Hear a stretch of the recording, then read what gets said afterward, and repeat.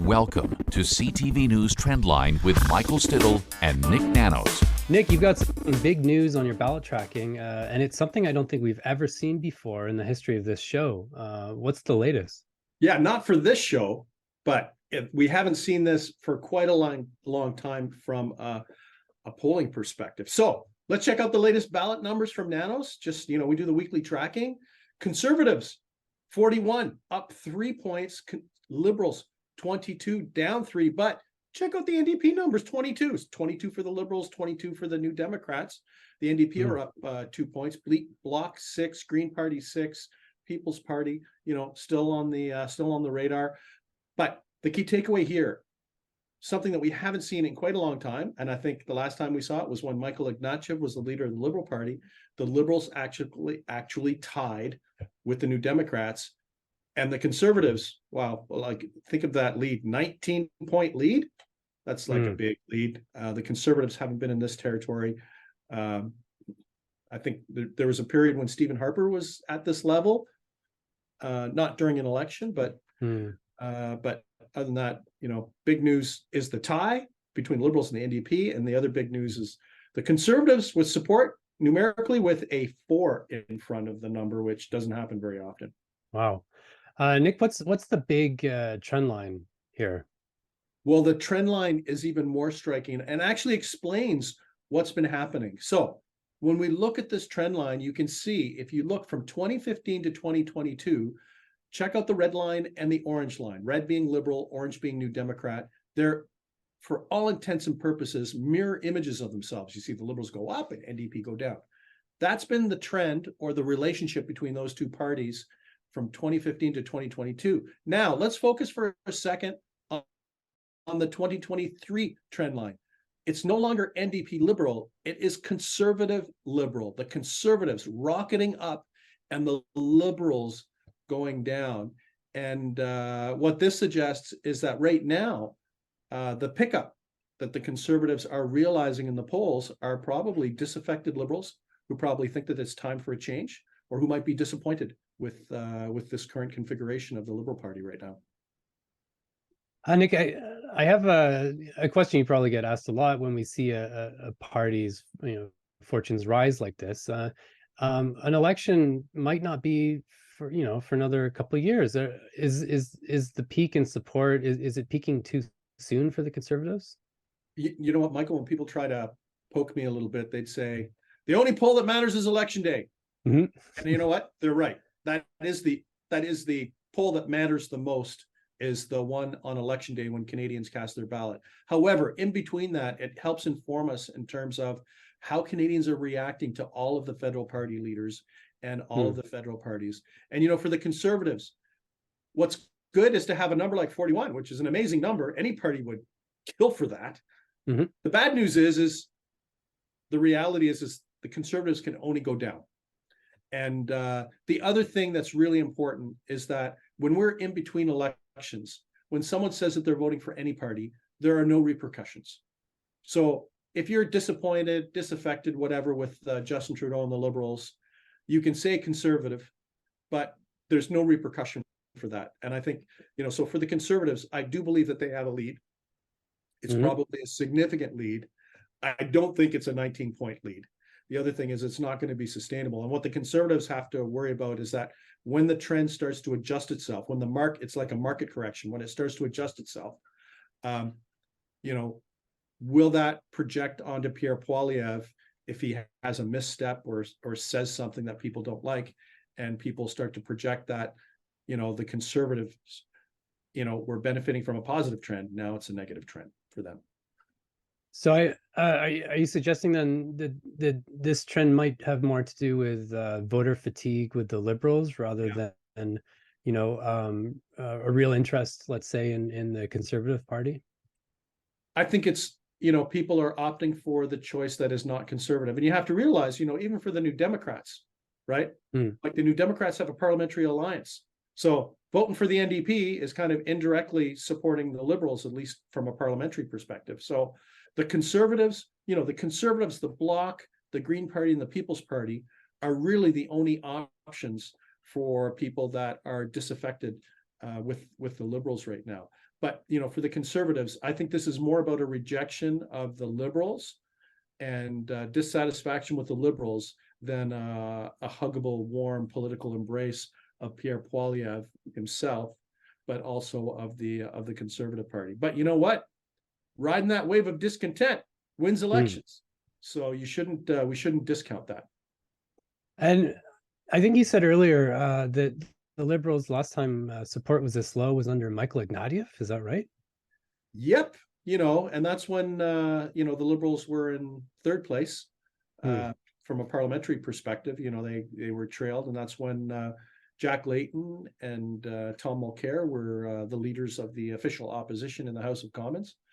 I guess the other interesting twist on all of this is that, Justin Trudeau has been leader for 10 years. When he picked up the leadership of the Liberal Party, it was in third place. Man, you look at numbers like this and you wonder whether what position the Liberals will be in, because he will retire someday. We don't know when.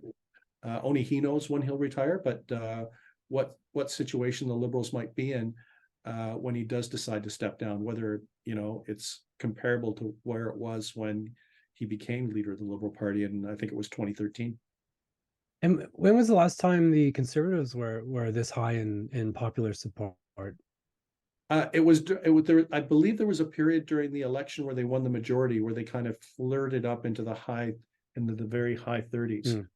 But then I think they went down to about 38. So it's Harper majority territory. And the reality is that when a party has a 19-point advantage and they have a support that starts with the number 4 at 41, you're talking about a majority win in terms of the conversion of the polling into seats in the House of Commons. Nik, how are we looking at preferred prime minister numbers, especially when it comes to Justin Trudeau and Pierre Poilievre? Not much better for the Liberals, that's for sure. Pierre Poilievre gets a tip of the hat of about 34% of Canadians, up about 3 points in the last 4 weeks.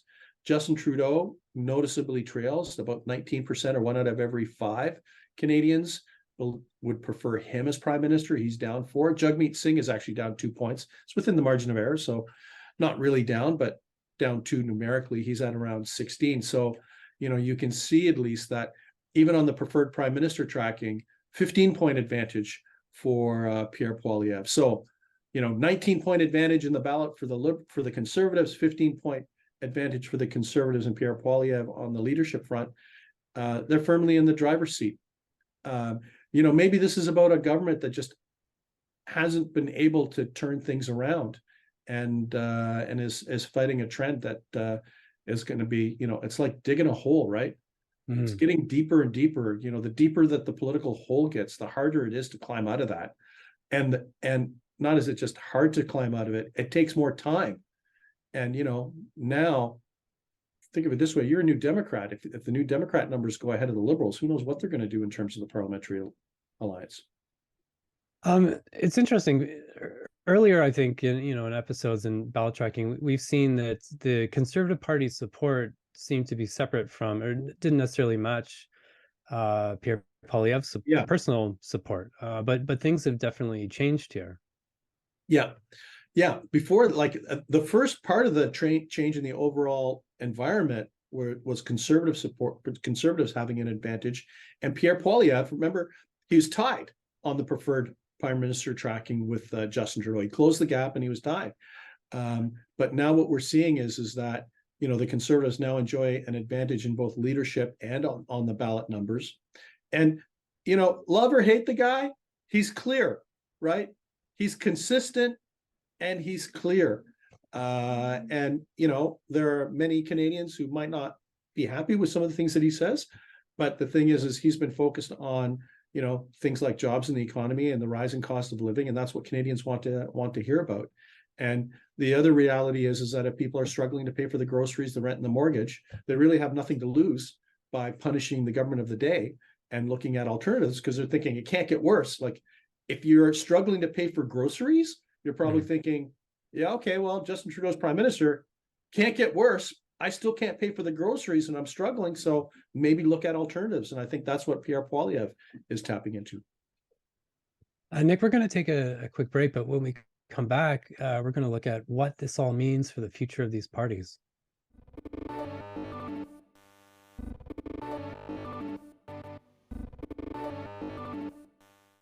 So Nik, huge news out of the ballot tracking numbers and the preferred PM numbers. And I want to look at what this means for these parties, especially the governing deal that the Liberals have with the NDP now that they're tied.